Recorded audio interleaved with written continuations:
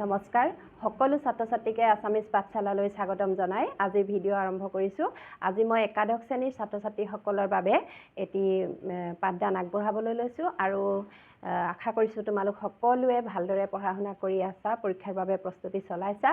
আজি মই তোমালোকলৈ ব্যাকৰণ অংশৰ কেইটামান প্ৰশ্ন যিকেইটা প্ৰায়ে আহি থকা দেখিছোঁ সেই প্ৰশ্নকেইটাৰ সমাধান আগবঢ়াবলৈ লৈছোঁ আৰু তাৰে প্ৰথম প্ৰশ্নটো হৈছে অসমীয়া ভাষাত ৱাব আৰু অন্ত্যস্ত য়ৰ ব্যৱহাৰ সম্পৰ্কে চমুকৈ লিখা। মই উত্তৰটো লিখিয়ে লৈছোঁ। অসমীয়া ভাষাত ৱাব আৰু অন্ত্যস্ত য় ধ্বনি দুটাক অৰ্ধ ব্যঞ্জন বা অন্তস্থ ব্যঞ্জন বোলা হয়, কিয়নো এই ধ্বনি দুটাৰ উচ্চাৰণত বায়ু প্ৰবাহ স্বৰধ্বনিৰ দৰে সম্পূৰ্ণ বাধাহীনো নহয় আৰু ব্যঞ্জনৰ দৰে বাধাযুক্তও নহয়। ৱাব আৰু অন্ত্যস্ত য় শব্দৰ আৰম্ভণিতে ব্যৱহাৰ নহয়। শব্দৰ আদিত মানে আৰম্ভণি দেই। শব্দৰ আদিত ৱাব ধ্বনি থাকিলে ব হিচাপে লিখা হয়। উদাহৰণস্বৰূপে ৱেড সংস্কৃত শব্দটো অসমীয়াত বেদ বুলি লিখা হয়। একেদৰে সংস্কৃত য়দি শব্দটো অসমীয়াত যদি হয়। অসমীয়া ভাষাত বিভিন্ন শব্দত ৱাব আৰু অন্ত্যস্ত য় এনেদৰে ব্যৱহাৰ হয়। মই কেইটামান উদাহৰণ দি দিছোঁ তোমালোকক। ৱাব যেনে দেৱতা, শেৱালি, সেৱা, ঘৰুৱা ইত্যাদি। অন্ত্যস্ত য় যোগ কৰি দেখুৱাইছোঁ। শিয়াল, সদায়, বিয়া, বিয়লি, হয় ইত্যাদি। তোমালোকে 3 নম্বৰ থাকিলেও এনেদৰে লিখিলে 3 নম্বৰ পাবা। আৰু তোমালোকলৈ এই অন্ত্যস্ত ৱাব আৰু অন্ত্যস্ত য়ৰ আৰু প্ৰশ্ন অহা দেখিছোঁ। অসমীয়া ভাষাত শব্দৰ আৰম্ভণিতে ব্যৱহাৰ নোহোৱা যিকোনো দুটা বৰ্ণ উল্লেখ কৰা। তেনেকৈ যদি আহে সেই দুটা বৰ্ণ কি হ'ব? ৱাব আৰু অন্ত্যস্ত য়। আকৌ যদি এনেকৈ আহে অসমীয়া ভাষাত কোনকেইটা বৰ্ণক অন্তস্থ বৰ্ণ বোলা হয়, তেতিয়াও উত্তৰ একেটাই, ৱাব আৰু অন্ত্যস্ত য়। মই বেলেগ বেলেগকৈ আকৌ প্ৰশ্ন নিলিখোঁ। এতিয়া মই পিছৰ প্ৰশ্নটোলৈ আহিছোঁ।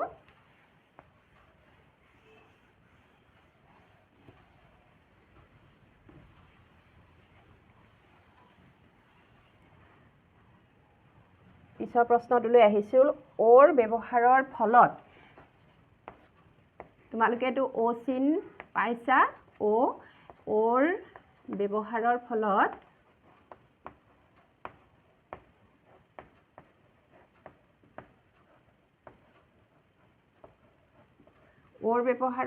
শব্দৰ অৰ্থভেদ হয়নে? শব্দৰ অৰ্থভেদ, অৰ্থ মানে সলনি, অৰ্থভেদ হয়নে?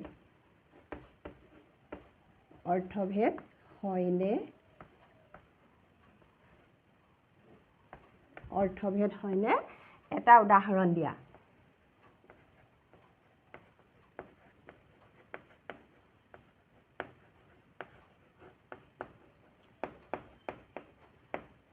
অ'ৰ ব্যৱহাৰৰ ফলত শব্দৰ অৰ্থভেদ হয়, অৰ্থৰ সলনি হয়। উত্তৰটো তোমালোকে সম্পূৰ্ণ এনেকৈ লিখিবা।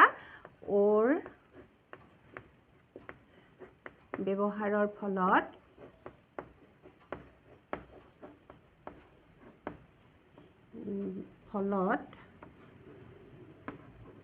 শব্দৰ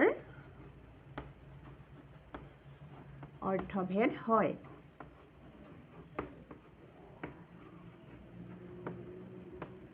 অৰ্থভেদ হয়। যেনে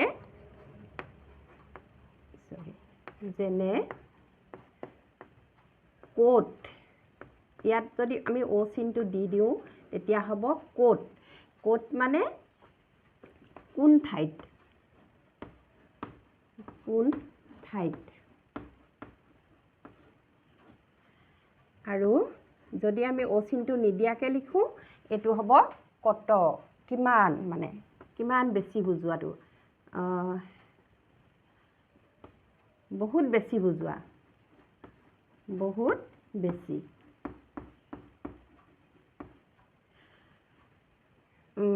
এতিয়া অৰ্থ বুজি পালা, অৰ্থৰ পাৰ্থক্য। তাৰ পিছৰ প্ৰশ্নটোলৈ আহিছোঁ। অ' স্বৰেৰে গঠিত 4টা শব্দ লিখা। অ' স্বৰেৰে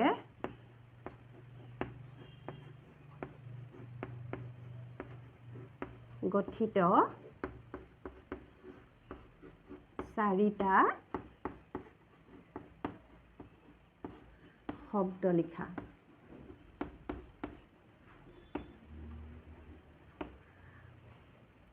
অস্বৰেৰে গঠিত বহুত শব্দ আছে। তোমালোকক চাৰিটা, তোমালোকে এনেকৈ লিখি ল'বা। অস্বৰেৰে গঠিত চাৰিটা শব্দ হৈছে, এনেকৈ লিখি ল'বা। মই লিখিছোঁ চোট, চোট, কোট, জোট,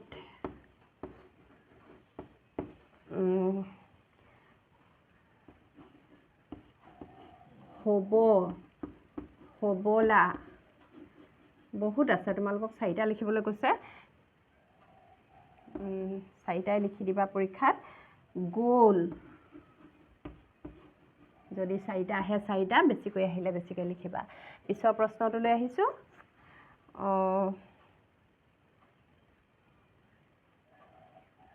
অসমীয়া ভাষাত ওচৰ বুজাবলৈ, অসমীয়া ভাষাত ওচৰ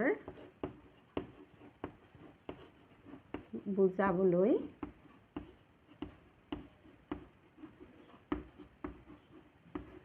ওচৰ বুজাবলৈ পৃথক আখৰ নাই। কথাষাৰ শুদ্ধ নে অশুদ্ধ? পৃথক আখৰ নাই।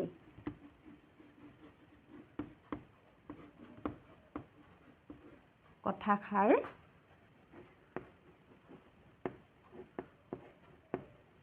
শুদ্ধ নে অশুদ্ধ? কথাষাৰ শুদ্ধ। ওচৰ বুজাবলৈ পৃথক আখৰ অসমীয়া ভাষাত নাই। কথাষাৰ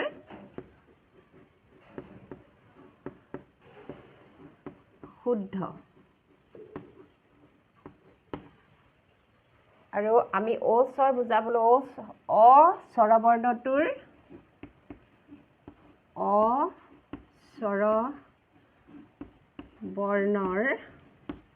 বৰ্ণটোৰ সোঁফালে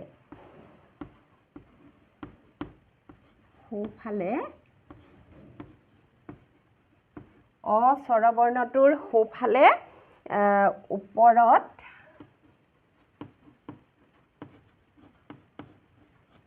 ঊৰ্ধ্বকমা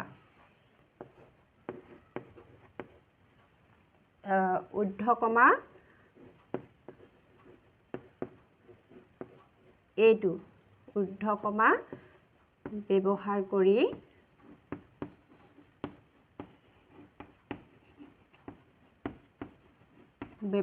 কৰি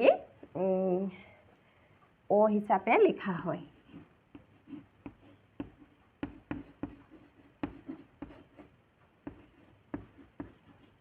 ও হিচাপে লিখা হয়। বেলেগ আখৰ নাই। ও উচ্চাৰণটো বা ও ধ্বনিটোৰ কাৰণে অসমীয়া ভাষাত বেলেগ বা পৃথক আখৰ নাই। আমি স্বৰবৰ্ণ অটোৰ আমি সোঁফালে এই ঊৰ্ধ্বকমাটো দি ও কৰিছোঁ, এনেকৈ লিখা হয়। পিছৰ প্ৰশ্নটো লৈ আহিছোঁ।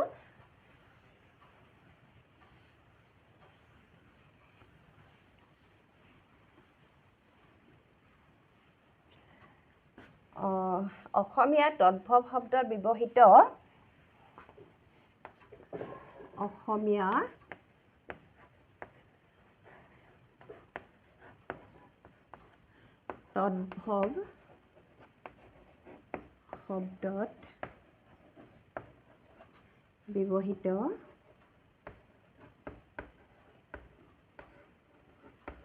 তদ্ভৱ শব্দত ব্যৱহৃত চন্দ্ৰবিন্দু প্ৰকৃততে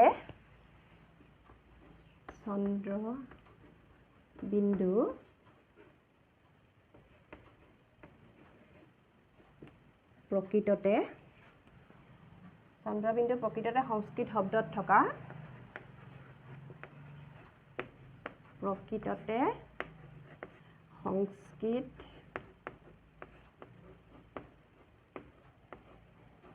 শব্দত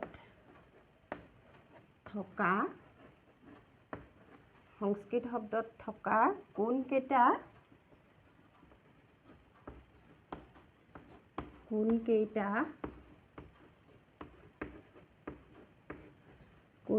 নাচিক্য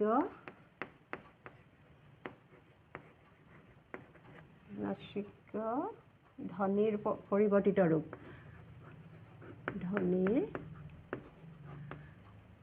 পৰিৱৰ্তিত ৰূপ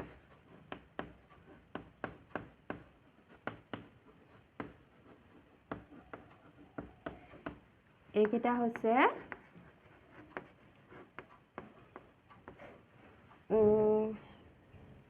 তোমালোকে এনেকৈ লিখি লবা অসমীয়া তদ্ভৱ শব্দত ব্যৱহৃত চন্দ্ৰবিন্দু প্ৰকৃততে সংস্কৃত শব্দত থকা এইকেইটা নাচিক্য ধ্বনিৰ পৰিৱৰ্তিত ৰূপ এনেকৈ লিখি লৈ হাইফেন দি এই বৰ্ণকেইটা লিখিবা অনুস্বৰ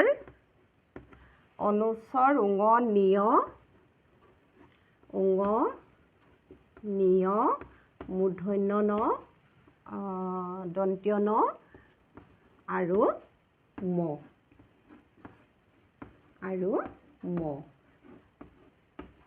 সম্পূৰ্ণ বাক্যত লিখিবা পিছৰ প্ৰশ্নটোলৈ আহিছোঁ পাঁচ শব্দটোৰ মূল উৎস কি পাঁচ শব্দটোৰ মূল উৎস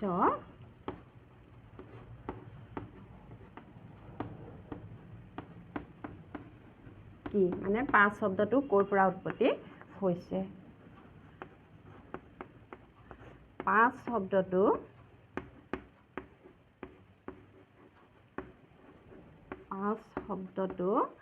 সংস্কৃত শব্দটোৰ মূল উৎস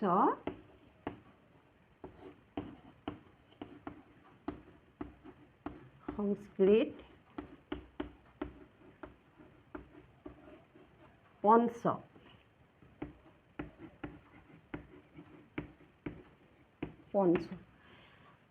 ছাত্ৰ ছাত্ৰীসকল তোমালোকলৈ আজিৰ ভিডিঅ'টোত এইখিনিকে আগবঢ়ালোঁ তোমালোকৰ যদি ভিডিঅ'টো ভাল লাগে এটা লাইক শ্বেয়াৰ আৰু কমেণ্ট কৰিবা আৰু যদি মোৰ চেনেলটো ছাবস্ক্ৰাইব কৰা নাই অনুগ্ৰহ কৰি ছাবস্ক্ৰাইব কৰি থবা ইয়াৰ পিছৰ ভিডিঅ'টোত মই চন্দ্ৰবিন্দু সম্পৰ্কে আলোচনা কৰিম চন্দ্ৰবিন্দু ক'ত ব্যৱহাৰ হয় ক'ত নহয় চাই থাকিবা আছামিজ পাঠশালা ধন্যবাদ